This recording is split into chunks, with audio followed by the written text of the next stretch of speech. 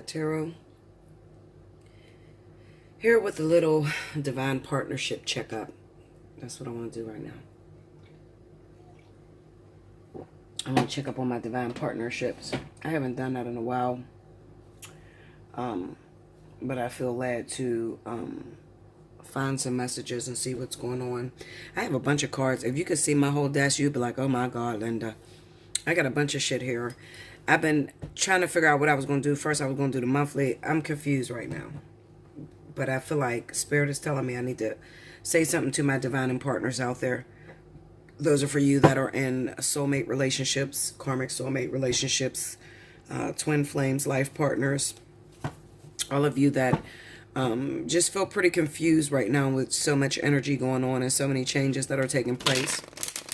I can't say it's rare because we always got changes that are taking place, especially this year of 2018. It has been a very, very interesting year so far. It's going really fast. It's like I looked up and we're already out at the end of the year. It's like, God damn, Linda. The only thing that good that came from that was that Bella got love. Bella found love, okay? Okay, Linda, so that's the good thing. Anywho. I want to look into my divine partnerships because not everybody found love this year. Some of you are still waiting to fall in love. The advice that I'll give you is lower your standards a little bit. Okay? You might be bogus with them.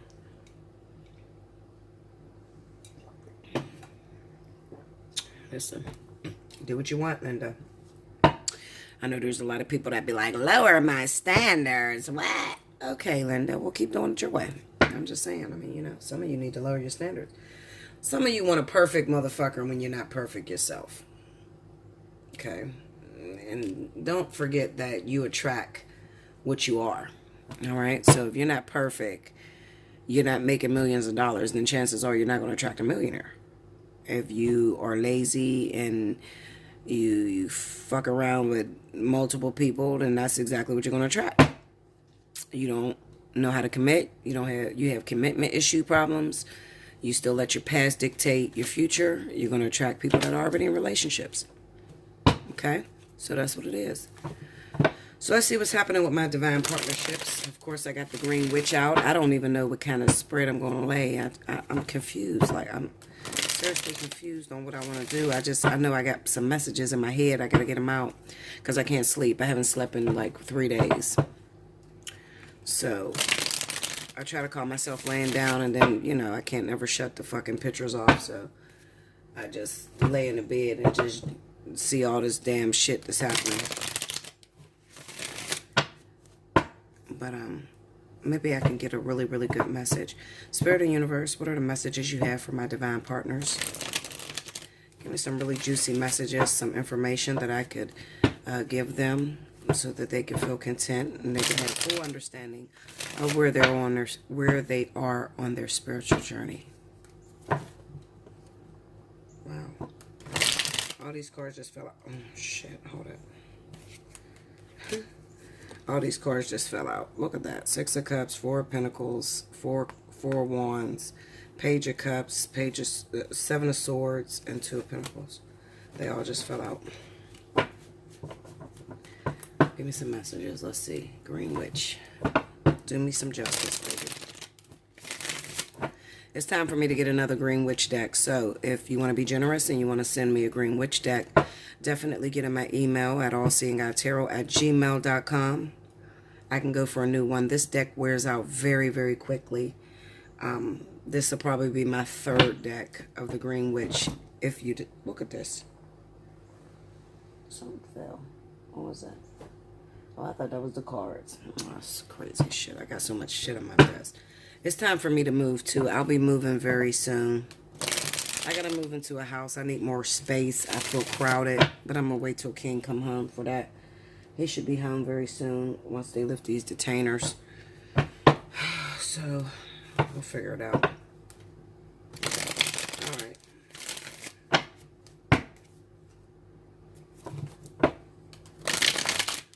See, my nails are putting dents in the cards. It's time for me to get a new deck. I like the Green Witch, though. I don't use it that much. but it wears really, really quickly. Here we go. This is an amazing deck. I like it. It was my most problematic deck in the very beginning. Ten of Swords. Four of Cups. Five of Wands. Holy King, which is the Hermit. Justice in the middle. Dealing with karma. Two of Wands. The High Priest. This is what I like to see. When I'm doing a spiritual reading, I need to see the High Priest, which is the Hierophant. Justice. I need to see cards that deal with karmic energy. Seven of Pentacles. And the Six of Cups. And the lesson that most of you guys are going through is the Chariot, moving forward. So first and foremost, what do I feel about the Chariot? Well, the first thing that comes to my mind when we're dealing with the Chariot is being able to move forward, having the willpower to move forward into a victory. It's going to be a victory. Even if right now the shit looks kind of crazy, it looks like it's impossible to work out. At the end of the day, you just know that Spirit is leading you towards a victory. Once you learn to overcome the naysayers and the people that wish to see you harmed, then you'll get into a place to where you're very comfortable and you are a known fighter, able to weather any storm, because that's the Chariot. He's able to weather any storm. He's been through some things. He's used to riding through people talking, different objects of affection pulling on his emotions from left to right. He's been through a lot, but he continuously, courageously pushes forward to win at all costs, any means necessary. So the first row, let's just take a look at the first row. We have the Ten of Swords, the Four of Cups, and the Five of Wands.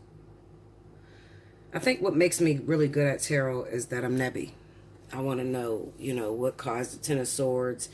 I want to know what made that person go into the Four of Cups energy. And, I'm just nebby. I can't never take a card at face value. I always have to dig into that card and get more information into it so I can see the story. I like it to play like I'm watching a movie. I'm a movie person, so I like to watch movies and relax. And, I'm just a homebody. This is the things that I like to do. Okay, so anyway, we have the Ten of Swords. So we know that there has been some pain. There has been some devastation. There has been betrayal of the worst sorts. Just when you thought things couldn't get any worse, it may have gotten to the brink of no return. I feel like a lot of my soulmates are going to be dealing with that energy, with that Ten of Swords and Four of Cups. Because it kind of symbolizes the ending of soulmate relationships, the ending of perfect balance and perfect harmony. I like to call my soulmate connections perfect balance and perfect harmony, because it is. It's a very perfect energy. It's almost incestual. I hope I said that right. But it almost feels like incest, because it's almost as if you feel like the relationship between two soulmates is like mother to son, brother to sister, mentor to student, it's not that of a romantic sort. I like to leave that for my karmic soulmates. Karmic energy is more so, I can't get enough of your love, baby, that type of thing. And sometimes emotions can rage really high, and there could be a lot of fights, a lot of arguments, and things that constantly cause discord in your relationship. But we're looking at the Ten of Swords, and it's people ask me, Bella, is it possible soulmate will hurt you? And I'm going to say absolutely. Absolutely. If you've held on to a soulmate a little too long, you become comfortable in that relationship, that soulmate could cause a lot of pain. Where does the pain come from? Well, the pain could come from the fact that the soulmate does not give you that commitment that you're looking for. Okay? Because one thing that you'll learn when you're in a soulmate relationship is that although it feels perfect, it feels like just the right amount of energy. I get along with this person. I know this person. I know them best. They know me best. But as soon as we try to push it into commitment, Bella, it falls apart. Why is that? Well, I often try to tell you guys that soulmate relationships are selfish. And what I mean by that is that it doesn't serve anyone but yourself. Here you have a perfect relationship. You really don't have to do much balancing. You are already balanced. A lot of you tend to have commonality and common interests. There's not much duality when it comes to soulmates. It just fits. It goes together. It fits right. It's Cinderella trying on the shoe that fits her foot. And with that, how could spirit get the glory from such a relationship? Well, they can't. A lot of times soulmates will come into your life after you've dealt with something extremely dramatic, with the Ten of Swords being here.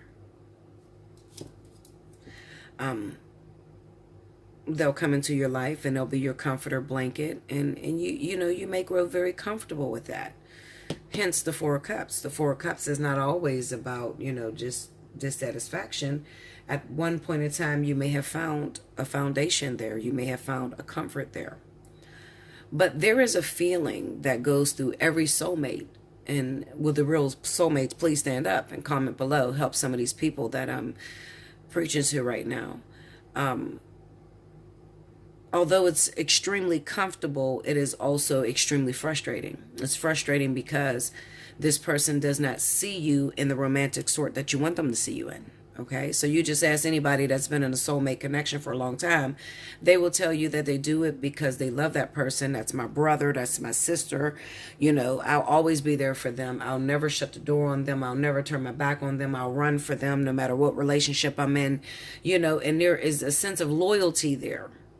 But is there happiness? Absolutely not. And the happiness, the disassociation of happiness comes from the fact that there is not struggle.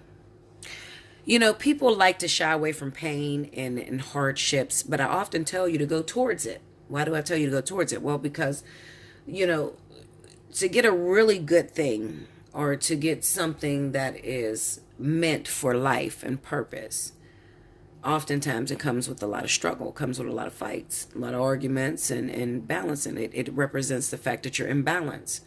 Pain is life. If you're not feeling pain, then you're just probably better off dead. Pain lets you know that you're still living. Pain also creates change. Pain encourages growth. So pain is very important.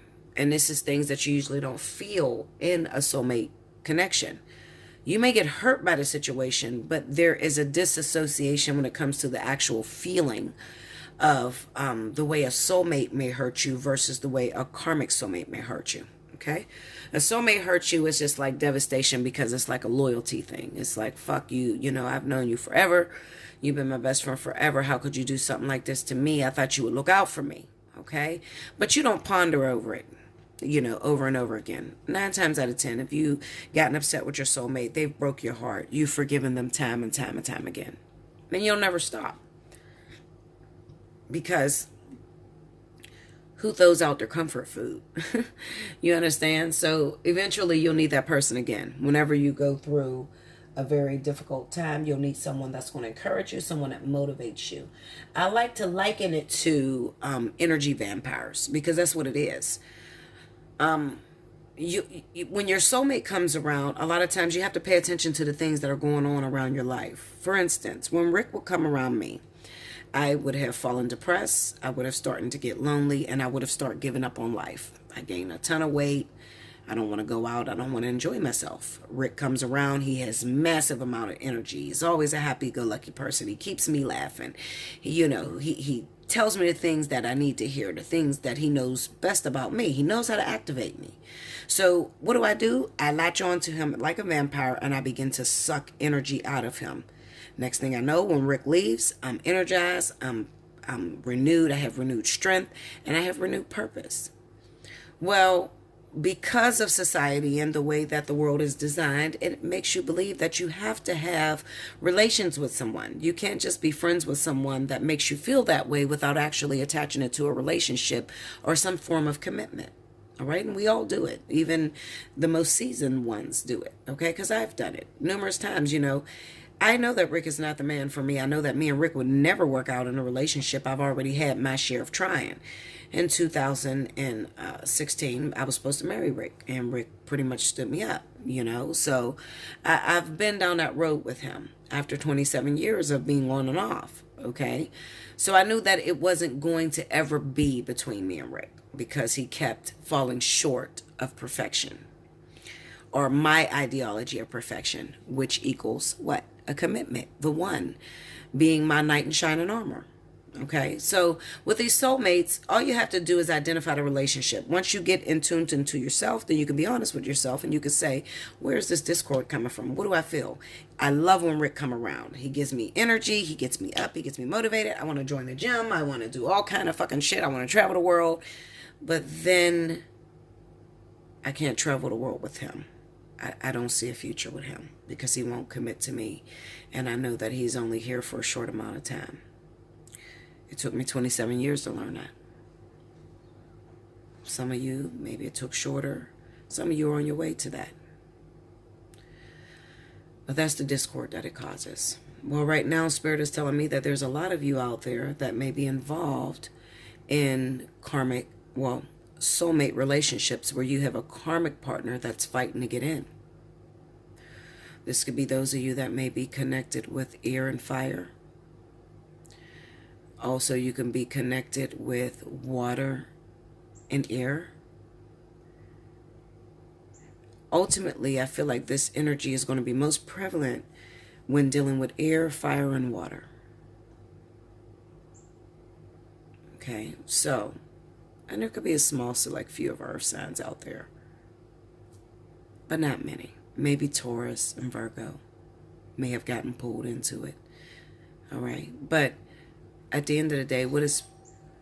One second, guys. Sorry about that, guys. I had a doorbell ring. I thought it was King, girl. Listen, Linda, I'd have cut this fucking video off. Anyway, so back to what I was saying. What was I saying?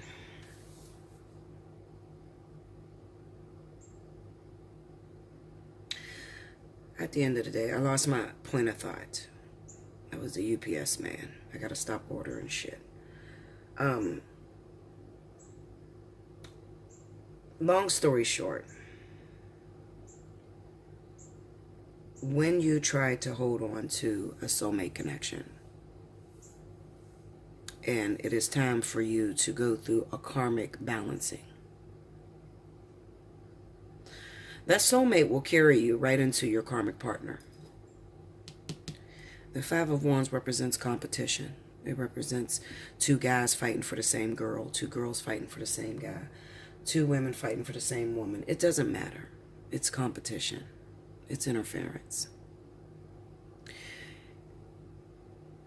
Looking at this, the backdrop of the story is that a lot of you are getting out of your soulmate connections so that you could have room for your karmic connections.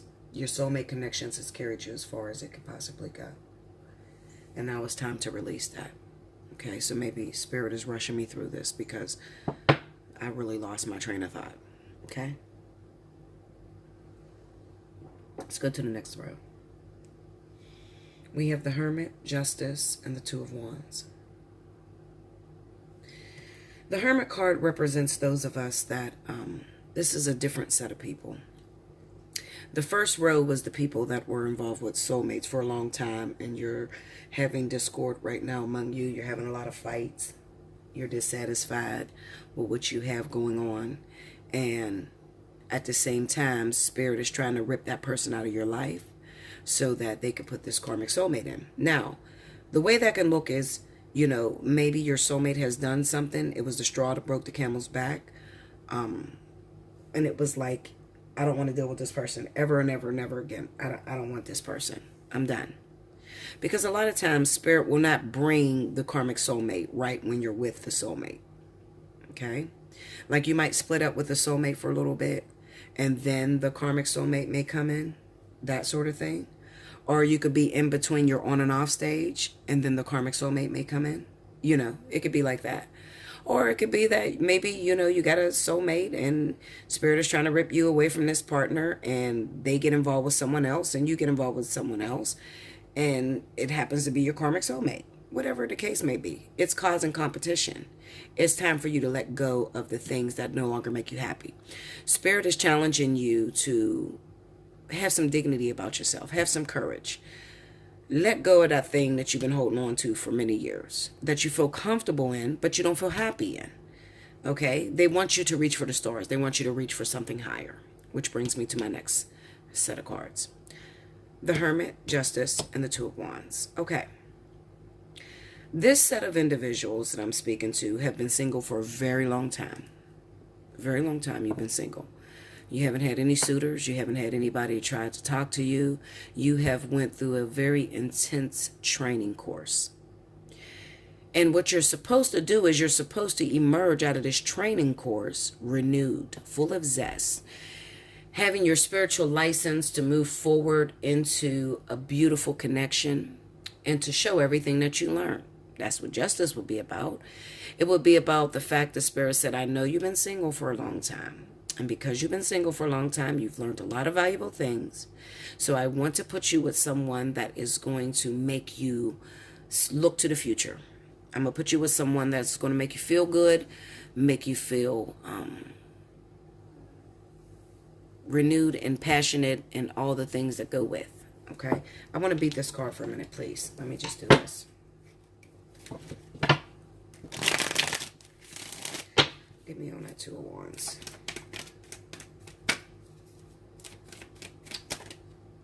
Ace of Wands or Four of Wands. That's what I wanted to see. Okay, I just always like to make sure I'm sticking to the point and I'm getting the message out that Spirit is telling me. So, Spirit is bringing those individuals that have been single for a long time. They're bringing you some partners in. Let me try to look for the signs. Give me the signs. Hermit. Can you give me the signs? The Emperor. So this could be definitely fire signs, Aries. And it could also represent the person that is actually coming in, the Eight of Pentacles. So this could represent that the person that's coming in may be a very strong-willed person. This is a very controlling person, very dominant, may already be established, knows how to whip you up into shape. And they also have those things that challenge you to make you a better person. And that's what relationships is really all about. I try to tell you that time and time again, but people don't listen to me.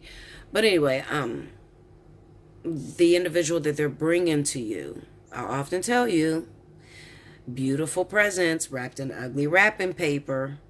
Okay, I think I'm the only one to say that. If somebody else say that, they took it from me, because I say that. Okay, beautiful gifts that are wrapped in ugly wrapping paper. All right, so in the very initially when you first meet this person, they may not be your type. They may have just gotten out of a marriage. They may still be going through a divorce, been separated for a long time.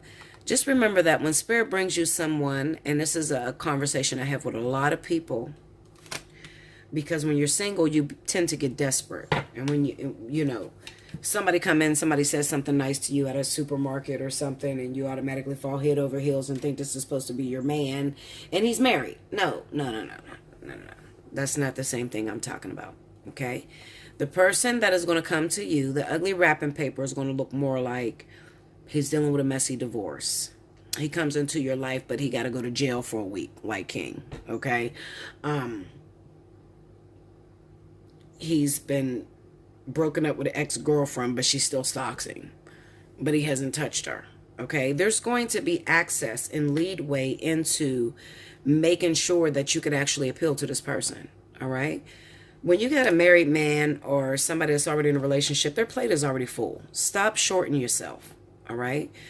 Stop shorting yourself and jumping involved or being so desperate that you'll take the first thing that come. Okay? Because the Two of Wands is also about somebody that is already involved. Okay? This is someone who's already in a partnership.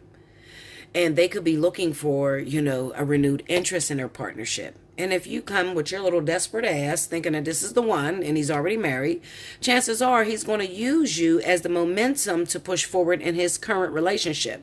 He's not going to use you to leave his woman for. No, he's going to use you and, be that energy vampire to take and suck up your energy in order to revive his relationship. And then you're going to be left standing. All right? So you don't want that either. The type of relationship that you want to look out for is the ones where you're not really interested. He doesn't have the money that you expected. He's not as cute as you expected him to be. He's moving too fast. In the past he was a criminal. All of these little things that make you a bit standoffish, you want to pay attention to, okay? Because that's ugly wrapping paper. One thing I want you to know, and I'm going to tell all of you this. At this time, with these vertex that's going on, for my fire signs, Aries, Leo, Sagittarius, my water signs, Cancer, Pisces, Scorpio, when you run into a karmic soulmate, it is not going to be a delay. So you don't have to worry about, well, let's just be friends first. We'll be friends for 6 months, and then I find out he got a woman and all. No. When you run into this karmic partner that Spirit has for you, remember, you've been single for a while. So the relationship is going to blossom very fast. Okay, so you want to look out for those relationships. The ones that blossom very fast. Let me say this again, because a lot of you fucking bitches is going to get in my fucking email and bring me this corny ass story. The karmic soulmates that Spirit is putting in your life is not married. They're not in a relationship. You're not a third party. You're not a side chick. You're not a thought. These people are single, but there is something that you may not immediately take to. But these relationships are going to develop very fast, rapidly, out of nowhere. You're talking to the person, a week later they live with you. You're talking to the person, 2 weeks later they're telling you they're in love with you. It's going to go extremely fast. Okay, not, oh, well, you gotta be patient because I'm going through a divorce right now, but I still live in the house with my wife. She's my roommate. Get the fuck. No, Linda. Okay, so pay attention to what I'm saying. Don't put words in my mouth. Hear what I'm saying to you. Okay, now, I want to tell you that because Spirit does not make any mistakes. You do. Spirit doesn't send you someone who is taken and they need a little bit more time to break up with their wife or their girlfriend.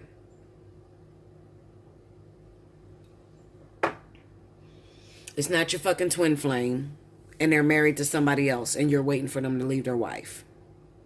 It's not your fucking twin flame and you fucked this person before, ever. And you've been sleeping with this person on and off for many years and they're playing you now. That is not a fucking twin flame. Okay? So stop saying that too, because you're embarrassing yourself. Because I'm going to set you straight. I'm not going to lie to you to take your little bit of money. I'm not going to do it. Okay?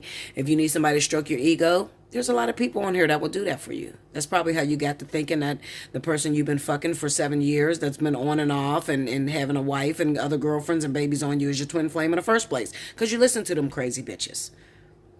Okay? I'm going to tell you what's real. I'm obligated to tell you what's real. Okay? I get my ass whooped when I'm not real with you. I don't think you understand that. So I can't afford to lie to you. All right? Now, we have the Hierophant, the Seven of Pentacles, and the Six of Cups. Let's go backwards. These are my life partners here. My life partners, my twin flames, these are them. These are very spiritual relationships where there is an element of teacher-student, because when you're dealing with life partners and twin flames, there is an element of teacher-student. This shit is not romanticized. So those of you that want to romanticize this, shame on you. I've been preaching this shit for a year and a half, that twin flame life partner is not romantic.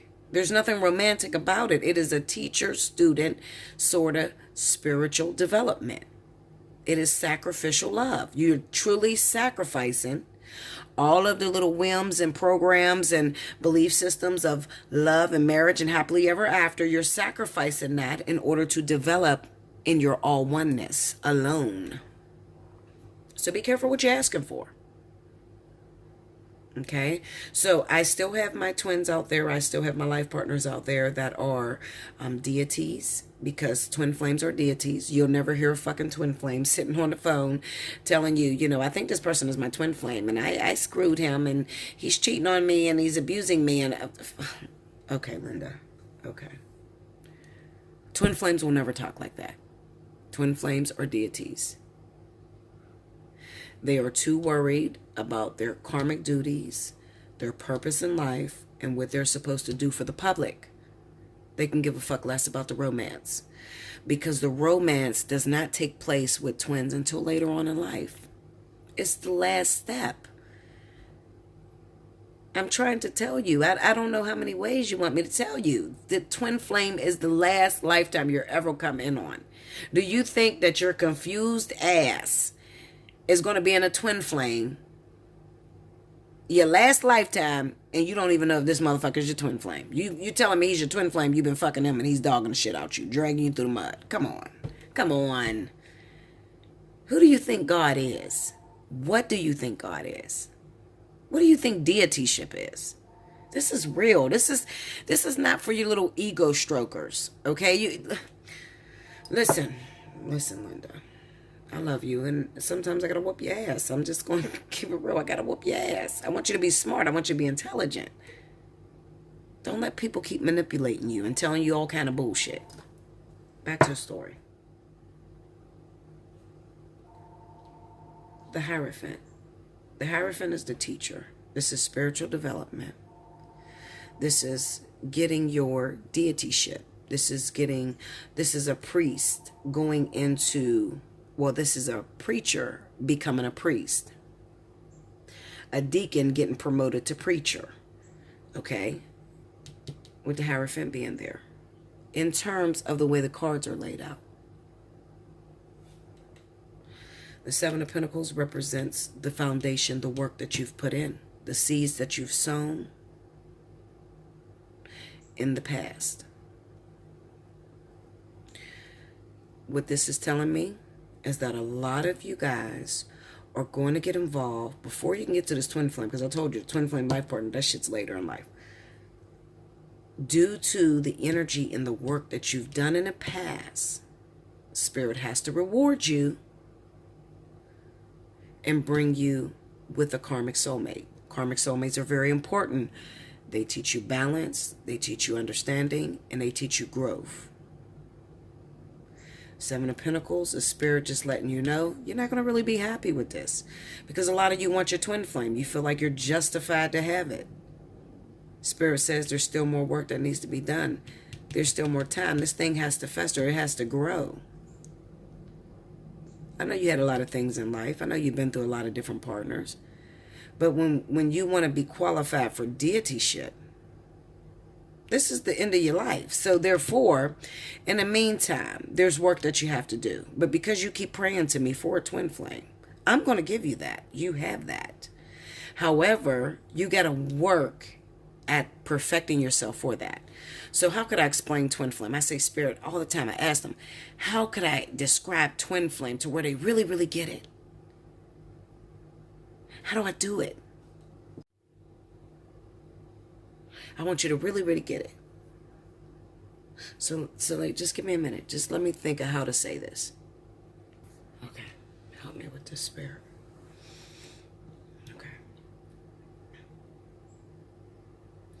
A life partner is a karmic soulmate that comes in and out of your life, but you're never able to obtain it.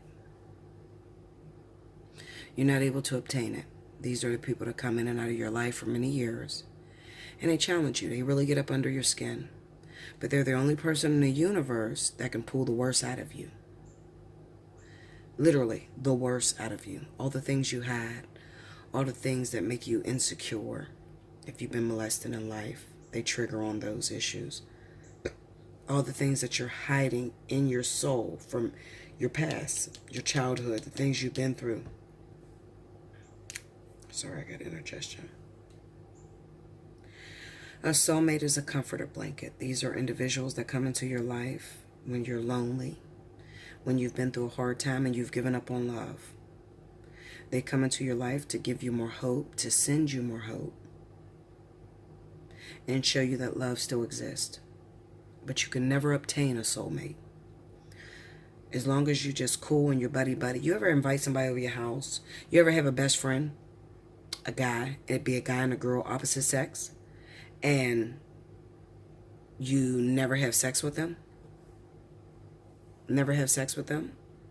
And when you do, it kind of makes the relationship very awkward because you don't want to go into a commitment, because you don't want to destroy the connection you have, because this is the person that will tell you about all their sexcapades, the things that they and got themselves into, because they have nothing to hide. Soulmates are very open to each other. They know all your flaws. You're not afraid to show them your flaws. They respect you and expect you to be nothing more than who you are. And they're very forgiving to you. No matter how many times you fall, no matter how stupid you look to the outside world, to them, you're always perfect in their eyes because you are them. Soulmates is perfect balance, perfect energy. There's no work there. A catalyst comes into your life in order to trigger some sort of emotion that you have not been feeling for a while. A lot of catalysts will come and they'll be the bringers that start your spiritual awakening. Things don't last with a catalyst either. A catalyst just comes in and you have a very, very deep heart trigger or spiritual, emotional. A lot of people go through different emotions. Catalysts don't just trigger spiritual awakenings. They trigger all sorts of things. They may remind you of something from the past that you buried a long time ago in order for it to regurgitate up and be healed. Okay, so they prepare you for what's to come with the karmic soulmate. Okay. Twin flames. A twin flame is the ultimate perfection of you. Twin flames is perfect duality. You are opposite. You are not nowhere near the same. This person has more than you, thinks higher than you, does more than you. And that relationship will feel very strained. It will feel strained because it will always feel like you don't have on the right clothes. What I mean by that is it always feels like you have to be something that you're not. You may find yourself always lying to your twin, acting like you're something better than what you are. You may work a 9 to 5 at a fucking dairy market. But when you see the twin, you act like you are the manager of the dairy market. You're always aspiring to be more because your twin usually has more. The twin is that fanatical fantasy dream that you wish to get to, that you can never accomplish. It feels very hard to accomplish it. It is the 7 of Cups at its best. It comes very close to unrequited love because usually it feels like the love is unreciprocated. However, your twin will know that you're their twin as well. And they will know that they are not allowed to let you in to be in a romantic relationship with you. As a matter of fact, those emotions that trigger them to want you overwhelmingly is not even there in a twin because they have a job to do. Their job is to look good and to push you to be like them. The twin flame is your idol. The twin flame is where you're aspiring to be, which is the highest self of yourself. So, for instance, I often talked about how I get these feelings around my twin. As soon as my twin is in the same area, it'll feel like my heart drops into my cooch. Literally, it feels like that. It's a fear. It's not a good feeling. It's not a, oh my God, I see my crush today. It doesn't feel nothing like that. It almost feels like, oh my goodness, have I been working out? Is there boogers in my nose? Do I look okay? Oh my goodness, I hope he doesn't know about what I did with such and such, and I don't really want him to know this story, and I feel like I gotta hide things from him. And you know, it's like hiding because the twin is a regular person meeting a celebrity. It is there to pull you into the highest being that you could reach of yourself. The twin flame is your higher self. It is the other half of you However, it is the highest of you. And the reason why two twins can't come together is because there is no balance. Okay? You can't come together with a twin. If I was to take it physically, let's take it physically. Your twin is a fucking millionaire. You're in between jobs. What the fuck can you do for a twin flame? They wouldn't even look at you. Your twin is extremely, extremely clean. You are extremely messy and confused. There's no balance there. The ultimate goal in life with twins is to eventually become balanced. And when you become balanced, once you get there, because it's so hard to get there, you will lose all of the romantic sense that you tend to have towards relationship. Twin flame teaches you how to have a relationship with yourself. Twin flame teaches you how to learn your intuition and know who you are at the core. The relationship that people are looking for, the thing that the one, the marriage and everything, that's a karmic soulmate. Karmic soulmates have longevity on them. Karmic soulmates, you may have a contract with someone for 20, 30 years. It takes you that long in order to learn the lessons, in order to get a certain gift off of that person awakened within yourself. So it's not that you're taking something away from them and you're becoming it. It's already inside of you, and their job is to trigger it. And sometimes that takes a very long time to get to the very, very core of the onion. It's like peeling layers from the onion. It takes a very long time to do that with a lot of people. So karmic soulmates are the ones that end up bringing you longevity, kids, marriage, together. You love that person unconditionally. Want to kill each other if you cheat. If you think about losing that person, you want to fucking rip their head off. I mean, it comes with every emotion that you can consider, anything that you can bring up in your head. That karmic soulmate does that to you. Okay? Not the twin. Not the life partner. Life partners are very difficult because life partners are almost abusive in a way, because they only come in to trigger you, and then they go out, and it's time for you to balance with karmic partners, and then maybe a couple of years from now you run back into that life partner, and they're like a date waiting outside for you to get dressed, but it seems like you can never get the right clothes on. All right, you have to keep telling that person, wait in the car, I'm almost done. I had one lipstick on and then I want to change it because it's not really going with my attire or what I have on. You know, it's like doing your makeup forever. That's life partners, okay? Can you be with a life partner? Absolutely. You can be in a whole relationship with a life partner for a very long time. But if so, life partners are very, very turbulent. It's very difficult. If you plan to stay with a life partner, a lot of times it goes into physical abuse, because when it's time for this life partner to disappear, do their disappearing acts, you want to hold on to them, and when you try to hold on to it, it turns against you and it becomes violent, because it's like being trapped. They don't want to be trapped. So people that end up in a relationship with life partners, it is very hard to hold on to that relationship. It's a life lesson. You have to put up with a lot of shit that you wouldn't normally put up with. Okay? It's the karmic soulmate times 10. It's very difficult. So at the end of the day, what are we dealing with right now? We are dealing with, as a unit, as a whole, the return of karmic soulmates.